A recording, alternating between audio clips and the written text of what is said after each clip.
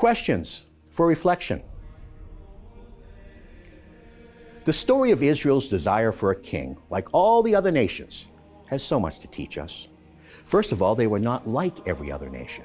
They were uniquely chosen by God. But in this portion of the book of Samuel, Samuel is getting old, and he made his sons judges over Israel. But the verse right before what we hear at Holy Mass today tells us, and I quote, "They did not walk in his ways, but turned aside after gain. They took bribes and perverted justice," end quote. So the elders asked Samuel to give them a king like the other nations. So Samuel brought the matter to the Lord in prayer, and the Lord said, "Do as they ask and give them a king." And in spite of the prophet Samuel's warnings as to what would happen, they argued, they said, "No, we are determined to have a king so that we can be like the other nations."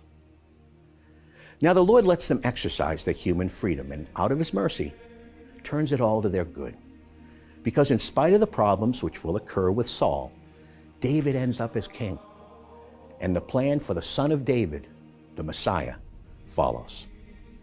This is the mystery of human freedom and God's loving and prevailing providence, even in our own lives. The psalmist, also a prophetic voice in the Hebrew Scriptures, sings in this psalm of the covenant the Lord makes with David, and we are invited to sing along. He is the warrior who will be raised up, the one from whose lineage the true warrior, Jesus Christ, the Son of God, will come.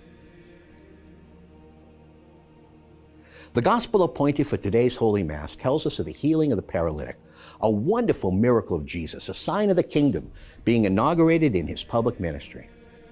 But the friends of the paralytic teach us a lesson as well.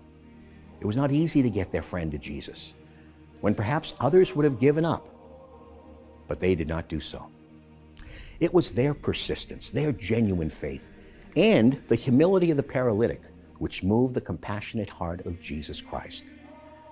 And this kind of active prayer is to be an inspiration for us.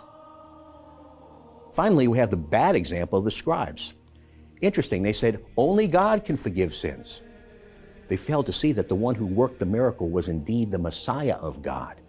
And the kingdom which they said they longed for so very often was being inaugurated in this great act of the Lord of love.